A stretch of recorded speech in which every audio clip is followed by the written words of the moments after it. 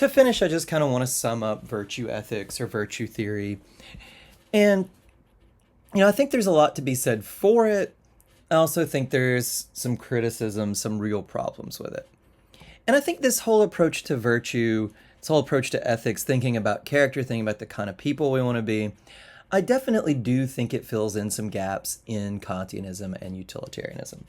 I do think a really important part of ethics is thinking about what kind of person you want to be. And if you have kids, you're going to think a lot about what kinds of people you want them to be, right? And I don't know that this language of duty or greatest overall happiness really helps with that, with thinking about our ideal of the kind of people we want to be, or the kind of people, if we have kids, we might hope our children become. And I do think there's some real gaps, just generally, this character approach, with issues of honesty, thinking about honest character, I do think says more than maybe thinking about rules, right? You know. And I think, sometimes, when we get into the case studies, even like sometimes even like our work situations, maybe virtue ethics will say more about it that's useful than Kantianism or utilitarianism. So I do think it gives us a very useful vocabulary. I worry for various reasons that virtue theory is not going to give us clear enough answers. And just part of this is just the way it relies on claims about expertise. We are not going to be able to give you rules that you might understand if you're not virtuous. You need a certain level of expertise to understand what the theory says. I don't know that that's wrong, right? A doctor is not going to be able to explain his or her judgments to me in terms of some kind of rules. The truly virtuous person might just reason in terms of these virtues, these skills that are hard for other people to understand. But, that it does seem to create this gap where it's hard for the virtuous person to justify his or her actions to the rest of us, to give us rules that explain it. That seems very problematic. If somebody makes a controversial decision, a judgment call, and they just fall back on, well, it's the just thing, or it's what the person of generosity would do. If I gave you a bad grade and I say, well, just justice demands it, fairness demands it, you might not understand because you're not as just as me, but whatever. You would be very mad. You would probably go to the dean, right? To justify any controversial decision I make, I should probably be able to reach for some moral language that you can understand, that you can accept.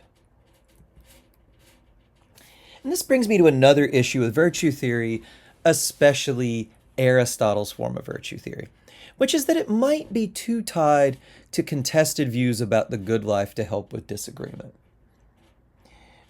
Aristotle has this idea of what is a flourishing life, what is a good life. That is where he starts. And he thinks his readers will agree with him or agree with him enough to get this whole thing off the ground. And at various points in the work, he refers to these people, Solon or Socrates, people that his audience would recognize as people of exceptional virtue. And that is one strength of virtue theory. We started with talking about how Fred Rogers is such a good person. It does make a space for role models, recognizing people as exceptionally virtuous and trying to emulate them, seeing people as a kind of rule. But Greek society of Aristotle's day, there was a lot of agreement about what was a good life, who were good people.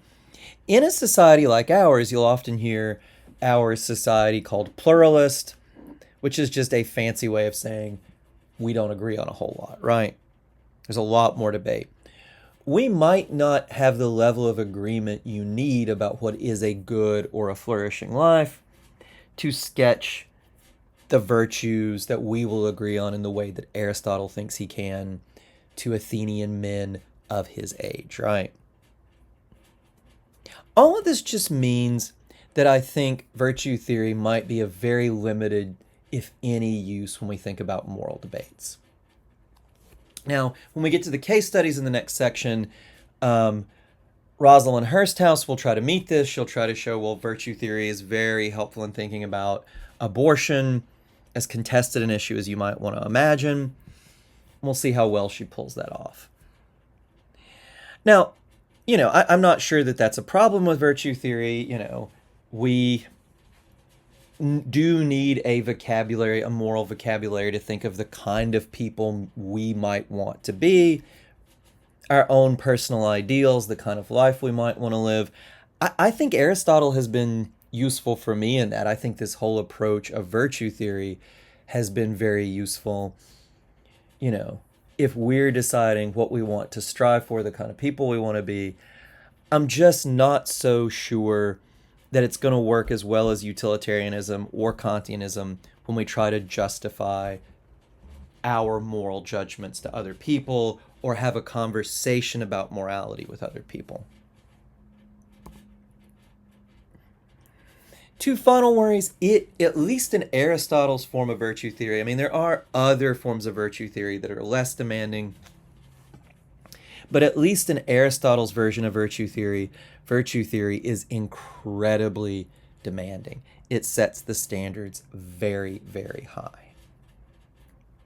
And this is where I think, Kant might actually have an answer to Aristotle. Aristotle says, well, you should strive for full virtue. You, Kant, are happy with continence. That's not enough. I think Kant would say, duty, continence is hard enough.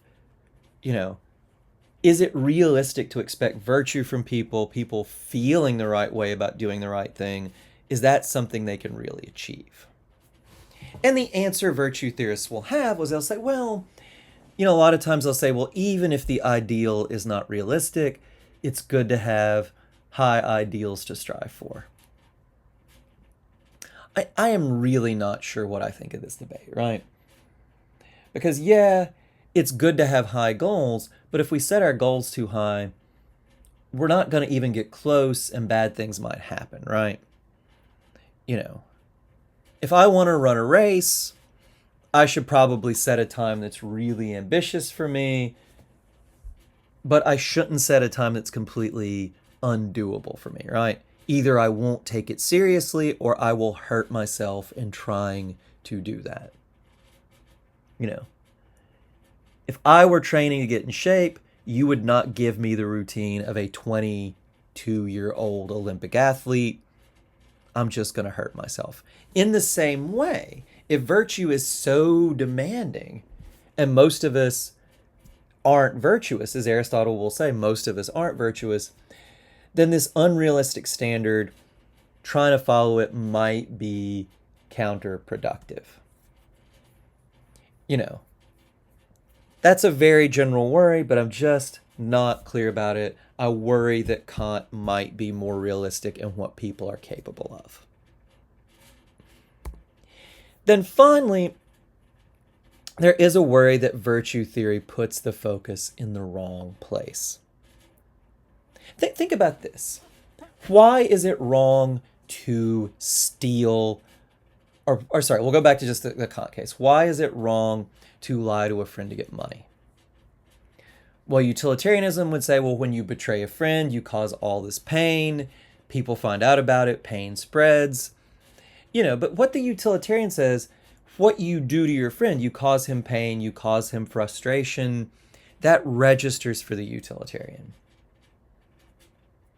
What would a Kantian say? Well, you've used your friend as a mere means. You've also freeloaded all the other honest people, but you've used your friends as a mere means. That seems very intuitive too. We're talking about what you have done to your friend, how you have wronged him. What would virtue theory say about why this is wrong? Well, to do that to a friend would be dishonest, it would be greedy on your part, it would be lazy.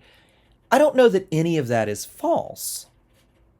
It would be unjust, but in making it all about you and your character, it seems to lose sight of what's important here, which is what lying, using a friend to get money does to that person. Virtue theory seems to put the focus in the wrong place by focusing only on you and your character. Isn't it more important when we're talking about lying to someone what you do to them if you lie to them? Isn't that the more important thing to focus on from a moral perspective? Virtue theory loses sight of that, and a lot of people will say virtue theory seems like it's too self-centered. All right. Some of these worries will come back to the next section. We'll just have to see how it performs. Hursthouse thinks it can do very well in addressing a lot of these issues, especially the one of helping us with debated issues. Well, we'll see how it goes in the next section. Even if these are problems, I do think virtue theory is very useful. It does give us a lot to think about, especially in our own personal ideals. I just worry that as much as it fills in some gaps that Kantianism and utilitarianism leave, it also has its own problems.